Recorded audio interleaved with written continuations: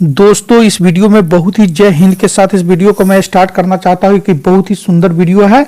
इसमें जीवन में बसंत किस तरह से आता है उसके बारे में एक बहुत ही अच्छी आलेख था। इस आलेख को मैं आप लोगों के साथ एक्सप्लेन करने के लिए सोच रहा हूं। सबसे पहले बात देखिए, जीवन में वसंत आनंद के फूल से खिलता है। जीवन में जो बसंत है वह आनंद के फूल से ही खिलता है। सबसे पहली बात यहां पर इसको देख लेते हैं कि यहां पर क्या पॉइंट है कि जब मन में आनंद छाने लगे, प्रकृति मस्ती में झूमने लगे तो समझो कि बसंत आ गया है।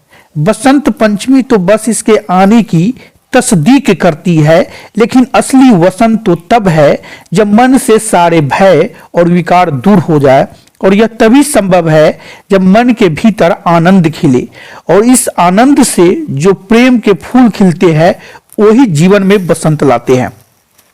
यह बसंत पंचमी 26 जनवरी पर एक विशेष प्रकार की टॉपिक है। इस टॉपिक को मैं चाह रहा था कि आप लोगों के सामने एक्सप्लेन करूं। इसमें की बातें जो है मुझे काफी अच्छा लगा, तो सोचा कि आप लोगों के सामने मैं इसको परस दूं। इस लाइन को मैं फिर से कहना चाहूंगा, जब मन में आनंद छाने लगे, प्रकृति मस्ती में झूमने लगे तो समझो वसंत आ गया है।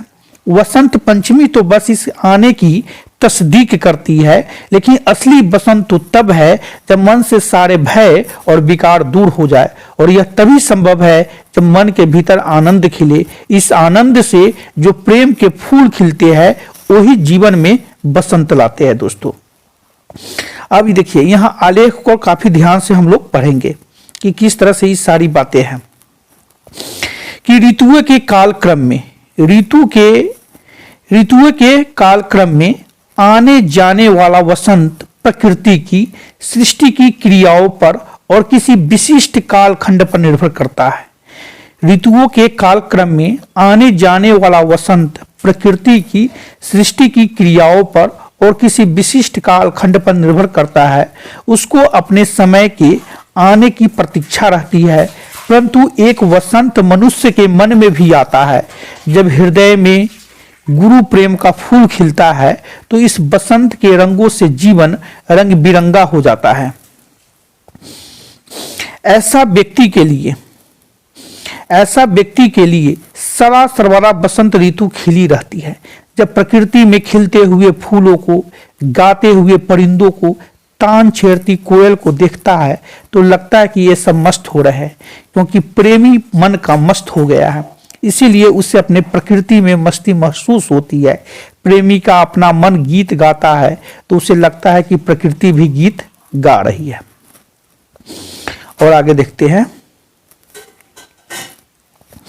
कि किस तरह से जो है कि ऋतुराज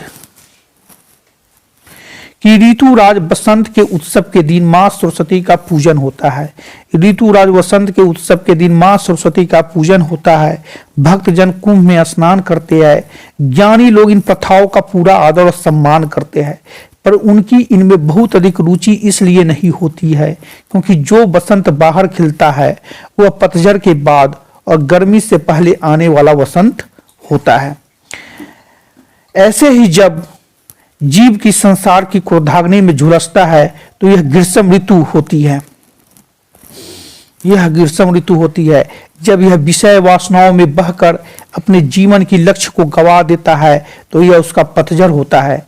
जब आसक्तियों में फंसकर उसका मन स्तब्ध और क्रियाहीन हो जाता है तो उसका शिशिर ऋतु होती है। जब कोई खुशी, कोई आनंद का दिन उसके जीवन में आता है, जैसे विवाह होना, भोग सुख की प्राप्ति, संतान का जन्म या धन प्राप्ति, तो इसके लिए बसंत ऋतु होती है। आम मनुष्यों के मन में इस प्रकार का स्वभाव परिवर्तन द्वारा आंतरिक ऋतु आता जाता है। एक साधक प्रेमी भक्तगण के मन में भी इस प्रकार की ऋतुएं आती जाती रहती है। जब उसके अंदर अनासक्ति का भाव जगता है तो यह मन उसके शिशिर ऋतु होती है। जैसे बाहर सृष्टि स्तब्ध हो जाती है, ऐसे ही साधक भीतर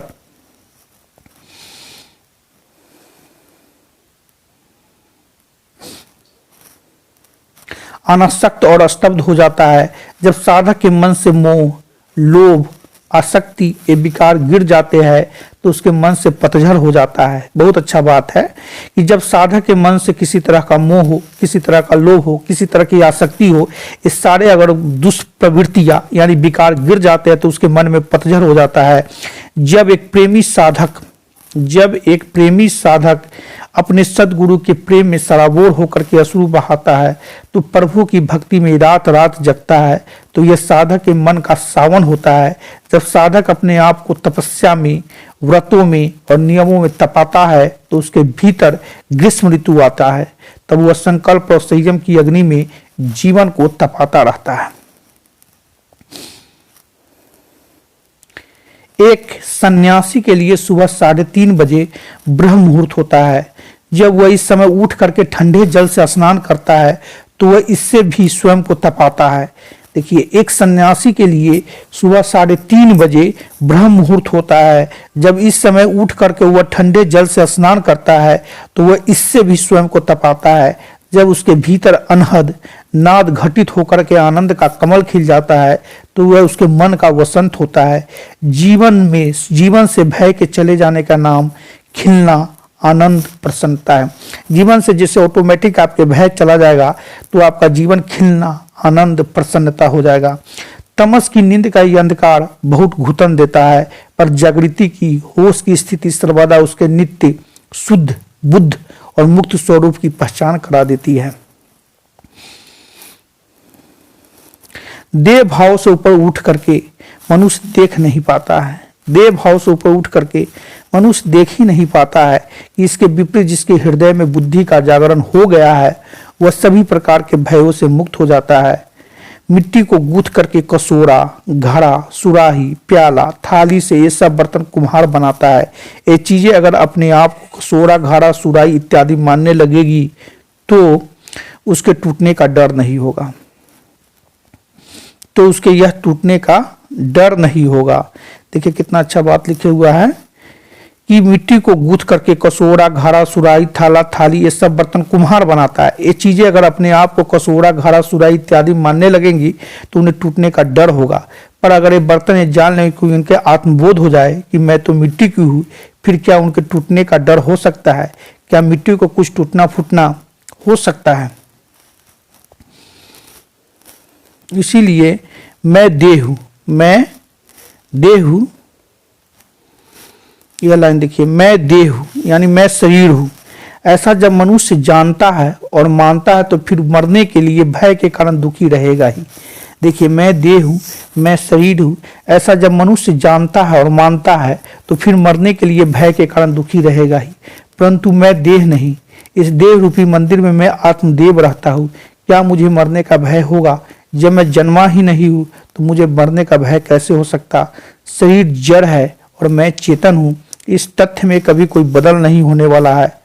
मन दुख रूप है और मैं आनंद स्वरूप है, यह मेरी सच्चाई है और इसमें कोई बदल नहीं होने वाला है। समस्या तब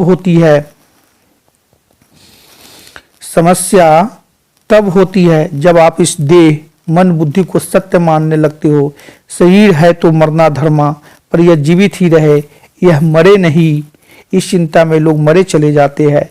अज्ञान का पतझड़ जीवन में छाया रहता है, पर अगर सदगुरु का शब्द अंदर चोट करे तो गुरु की लगन लग जाए, प्रेम का लगन लग जाए तो फिर सारे फंदे छूट जाते हैं। जिसके सारे फंदे छूट गए उसको कौन दुखी करेगा? जब अंदर आनंद का फूल खिलता है तो उसके जीवन में बसंत खिल जाता है।